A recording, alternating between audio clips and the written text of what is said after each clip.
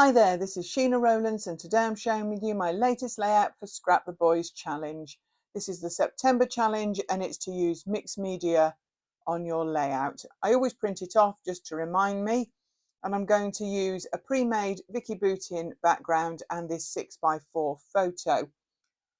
I know it's a mixed media challenge and I will get to that later, but I decided I was going to have a look how I wanted the ephemera pieces to look around the photo so that I didn't actually cover up a lot of the mixed media.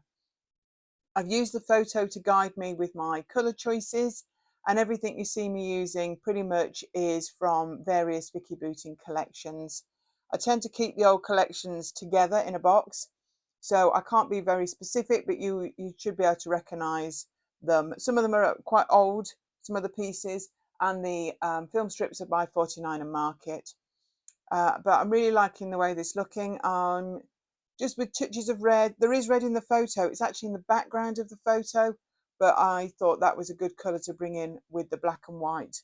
The boys in the photo are all wearing DJs, so I definitely wanted some black and white, maybe some stripy to go with this.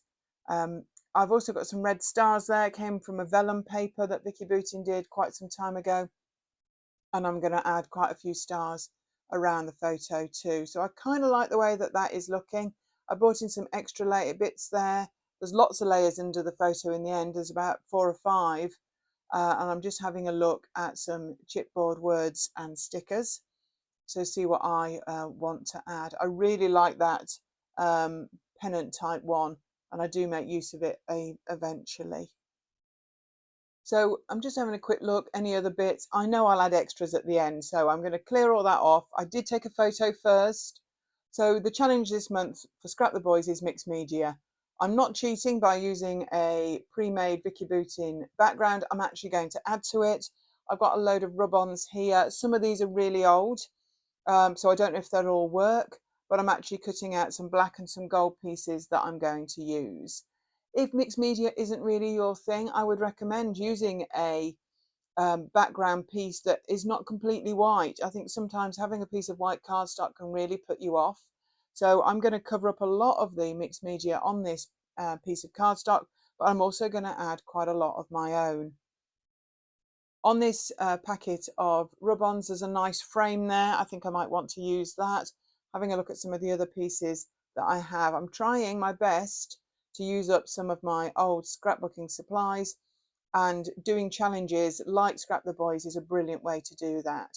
So this is a circle template that I've got. I've decided I'm going to add some stitching. Would you say that was a mixed media?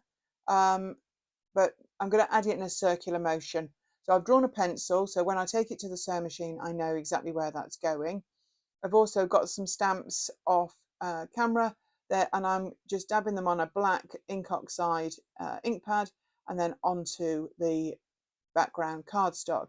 Now, there's a couple of things that I'm doing there, and I'm sorry it's making the camera wibble.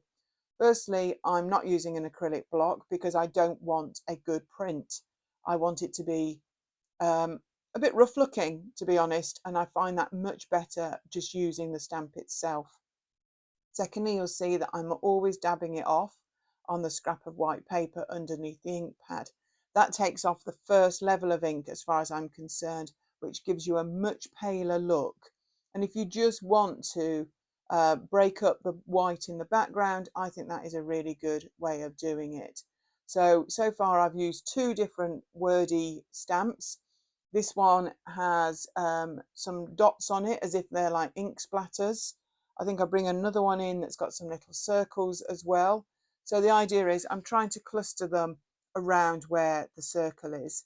I take it off and sew it by machine, and I run around it about 5 times in black machine sewing thread, just rubbing out the pencil line because I didn't quite catch it, and rubbing off all the little bits that that's created.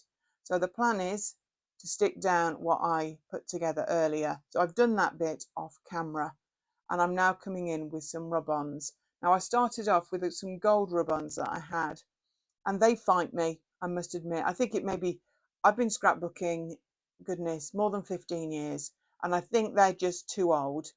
They don't seem to work. I try turning it round, I try a bit more pressure, and actually I've got other rub-ons, I've got other supplies. It's not a big deal. So I'm going to find another one and from a different pack, and I'm going to use them instead. I've also got some like washi stickers that were definitely Vicki Boutin. I'm going to tuck them in and around as well. And while my hands are moving, I'm going to talk about the photograph.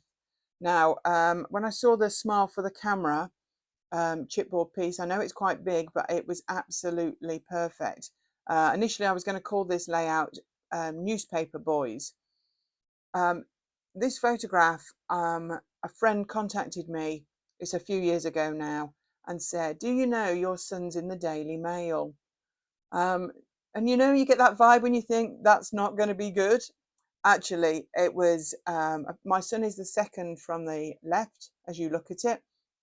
Basically, there'd been an all-night ball at Cambridge University, of which he was attending, and there were some snaps of the revellers the following morning. I don't quite know why that made it to be news. It must have obviously been a quiet day, but my son was one of them. But a friend was reading the Mail online and messaged to say, your son's in the paper.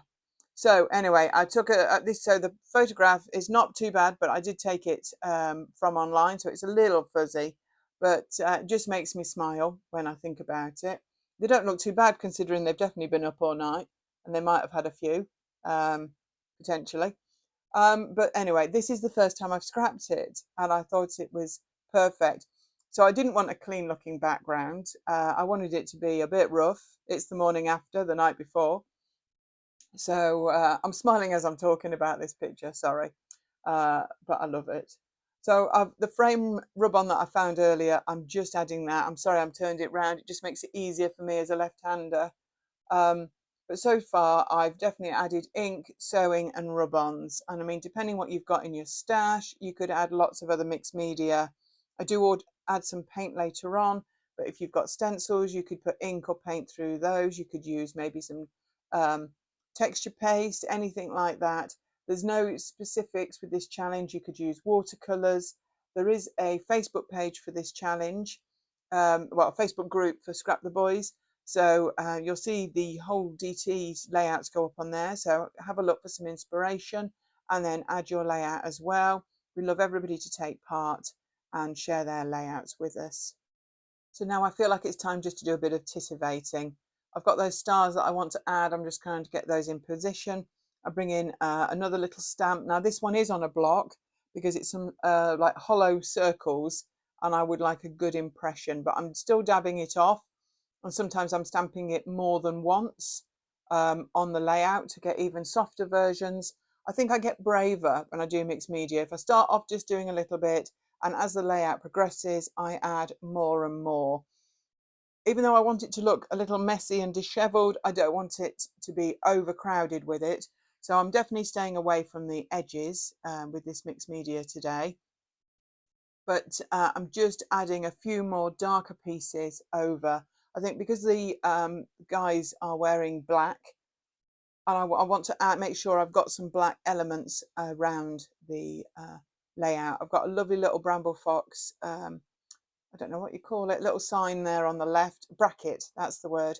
And that adds another pop of black, like the title will when I add that. So I've literally just adding some glue dots to that to get that into position. And I will be just taking stock of what I've done so far. And if it needs anything else. The stars from the vellum are brilliant. They're all that I had left in red.